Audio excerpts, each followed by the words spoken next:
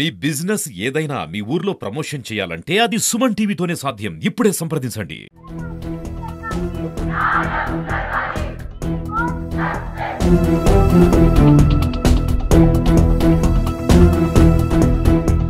కలకత్తాలోని RG medical కళాశాలలో final year చదువుతున్న విద్యార్థిపై అత్యాచార ఘటన అనేది దేశవ్యాప్తంగా నిర్ఘాతపరిచిందని చెప్పొచ్చు. ప్రస్తుతం అయితే దేశవ్యాప్తంగా అనేక మంది జూనియర్ డాక్టర్లు అందరూ కూడాను పెద్ద సంఖ్యలో దేశవ్యాప్తంగా ధర్నాలు అయితే చేస్తున్నారు. సో ఈ ధర్నాలో భాగంగా ఈ రోజు మంగళగిరిలోని ఎయిమ్స్ కళాశాల ఉన్నటువంటి డాక్టర్లు జూనియర్ డాక్టర్స్ అందరూ కూడాను ఈ రోజు ధర్నాలో పాల్గొన్నారు. చూసినట్లే కనుక ఇక్కడ విజువల్స్ లో పెద్ద సంఖ్యలో విద్యార్థులు అందరూ కూడాను justice and we want justice అని చెప్పేసి నినాదాలు అయితే చేస్తున్నారు. సో దీని గురించి మనతో మాట్లాడడానికి డాక్టర్ ప్రవీణ్ గారు కూడా మనతో ఉన్నారు. సార్ నమస్తే అండి. సార్ అసలు ఏంటి ఇక్కడ ఎయిమ్స్ కాలేజ్లో ఏం జరుగుతున్నారు? ఇప్పుడు మేజర్ గా మేము చేస్తుంది ఏంటి అంటే మేము elective procedures or elective OPD అనేది బంద్ చేసేసి జరుగుతుంది ఏమన్నా ఉంది అంటే అది ఎమర్జెన్సీ సర్వీసెస్ అంటే పేషెంట్లు ఎవరు అవును ఇబ్బంది పెట్టకూడదు కానీ ఓన్లీ ఎమర్జెన్సీ సర్వీస్ మాత్రం అందుబాటులో ఉంచారు. సో ఇప్పుడు మేజర్ గా ఎందుకు ఇలా చేస్తున్నాము అంటే మమ్మల్ని ఎవరు చూడట్లేదు.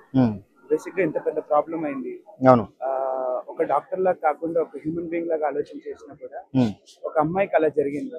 ఒక అమ్మాయికి అలా జరిగినప్పుడు అందరూ కదిలి రావాల్సి ఉంటది. అవును ఇప్పుడు మేము ఈ ప్రొటెస్ట్ ఆల్రెడీ 2-3 days అయింది చేయబట్టి.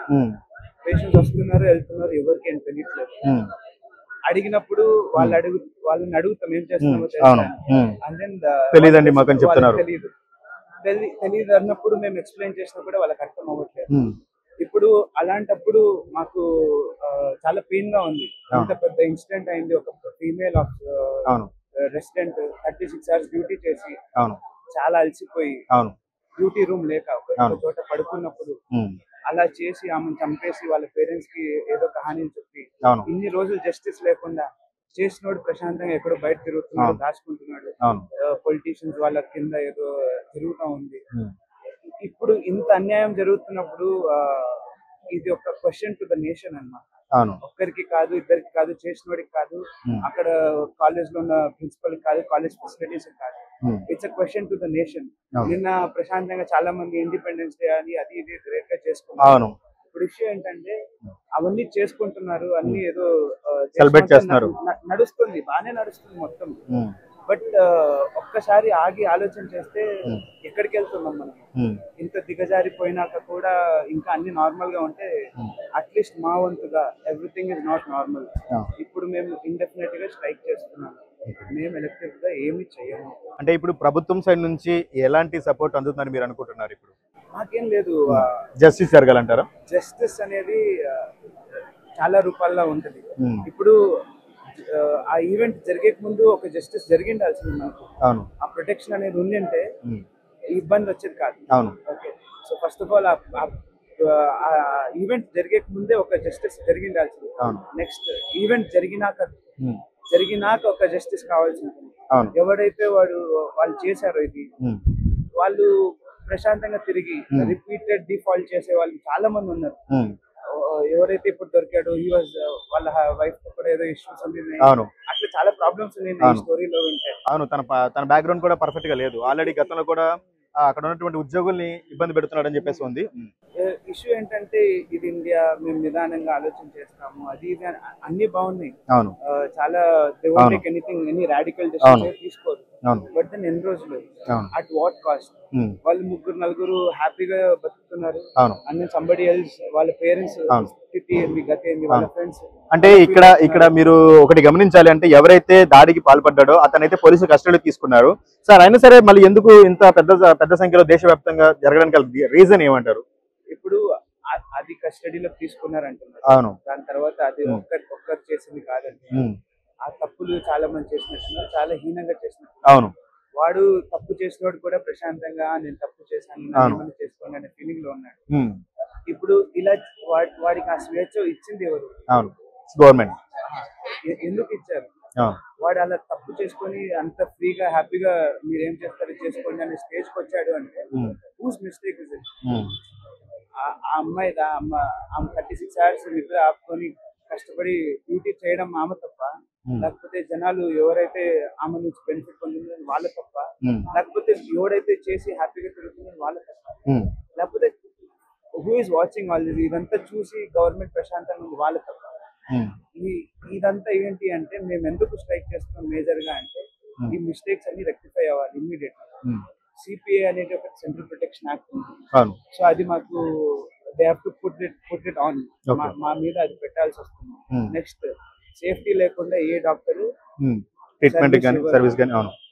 ప్రతి దాంట్లో డ్యూటీ అంటారు, only in medical field service అంటారు.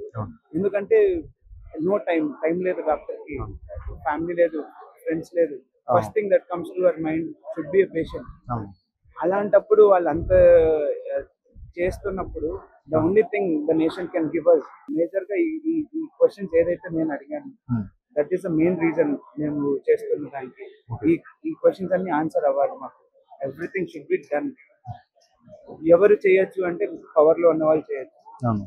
రైట్. అయితే చెప్తున్నట్టు ప్రధానంగా ఇక్కడ ఉన్నటువంటి డాక్టర్స్ అందరూ కూడా ఏం చెప్తున్నారంటే ఏదైతే దాడికి పాల్పడిన నిందితుడిని చాలా ప్రశాంతంగా ఏమవుతుంది మహాజన శిక్షిస్తారు అంతవరకే కదా అని చెప్పేసి ఎంతో కరాఖండిగా సమాధానం చెప్తున్నాడు. అది కాకుండా ఏంటంటే ఆ మృతురాలి యొక్క స్పామ్ కనుక మీరు చూసినట్లయితే అది కనీసం 150 ml వరకు ఉందన్నారు. అంటే దాంట్లో దాడిలో ఒక మనిషి నుంచి అంత స్పామ్ అనేది రిలీజ్ అవ్వదు కాబట్టి ఖచ్చితంగా నలుగురు పాల్పడ్డారు, ఆ నలుగురిని ఖచ్చితంగా శిక్షించాలి అని చెప్పేసి ప్రధాన కారణంగా దేశవ్యాప్తంగా ధర్నాలు అయితే జరుగుతున్నాయి. ఇందులో భాగంగా ఈ రోజు మనకి మంగళగిరిలోని ఎయిమ్స్ లో కూడా ఇక్కడ విద్యార్థులందరూ కూడా దీనికి ఎలాంటి జస్టిస్ జరగట్లేదు, రోజులు గడుస్తున్నాయి తప్ప దాని మీద ఎలాంటి చర్య కానీ ఎలాంటి ఆధారాలు కూడా బయట పెట్టట్లేదు. అది కాక నిన్న సాయంత్రం చూసినట్లయితే దీని మీద ప్రత్యక్షంగా 20 మంది ఎవరైతే ఆందోళనకారులు ఉన్నారో వాళ్ళందరికీ కూడా ధర్నాలో పాల్గొన్నటువంటి వారితో పాటు కలిసిపోయి హాస్పిటల్లోకి ధర్నాలో పాల్పడ్డారు. అందులో కాకుండా సీసీ కెమెరాలు, ఫర్నిచర్ని కూడా ధ్వంసం చేయడం జరిగింది. ఎందుకు ఆధారాన్ని మ్యానిపులేట్ చేస్తున్నారు, దీనికి గల కారణం ఏంటి, ఆ నలుగురు ఎవరు అనేది వీళ్ళు ప్రధానంగా లేపుతున్నటువంటి రీజన్. ఖచ్చితంగా దీనికి సంబంధించి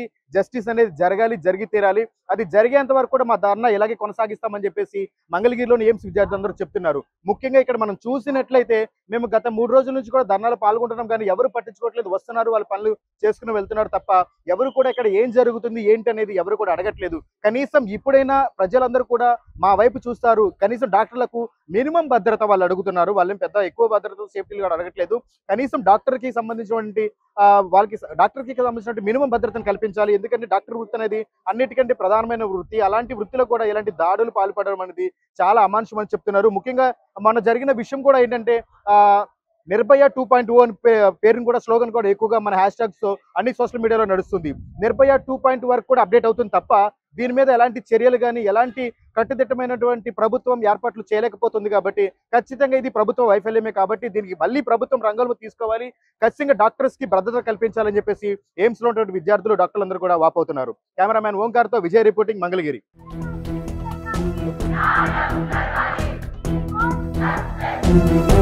Thank you.